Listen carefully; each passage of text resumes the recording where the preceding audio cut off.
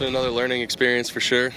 Dealt with some more adversity this year, but a big part of it for me was just when I did get my opportunities and I did get on the field to just try to get into that rhythm and routine of what you're doing in the cage before the game, what you're doing on the field before the game, and then just having good quality at bats at the plate and then getting good reads in the outfield. And second half of the season, I was healthy. I played every day, and I feel like that's where I was. I got into those rhythms and I got into those feels, and I'm very comfortable now. I feel like myself again. How important that you got the chance to come up here and get an extra month in?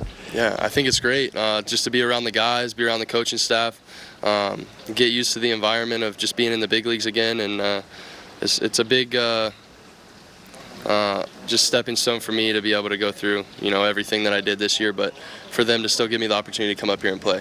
We were kidding the other night. As soon as you got to center field, the ball's going to find you, didn't it? Yeah, I know. It happens every time. We knew it. I knew it happened. I knew it would happen when I was on my way out there. You didn't seem to have a whole lot of trouble with it, though. No, I was running around in the cage, just making sure my legs were loose because it's funny how baseball works. The ballpark, talk a little about playing in Camden Yards as far as center field is concerned. What's that like for you? What are you watching for? What are you careful of? I'm always careful for the ball that's struck with a lot of backspin that's hard and low.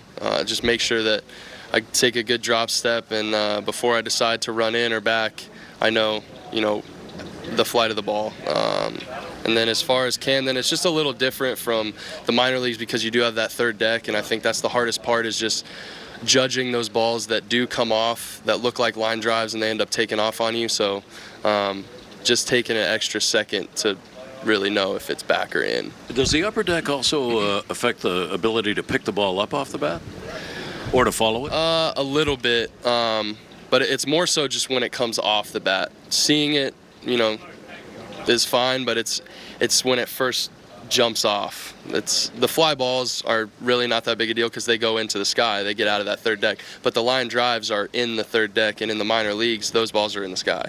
Well, great to have you up here at the end of the year. Have a great finish and fall, and we look forward to seeing you next year. Yeah, thank you. I appreciate it. It's good to be here.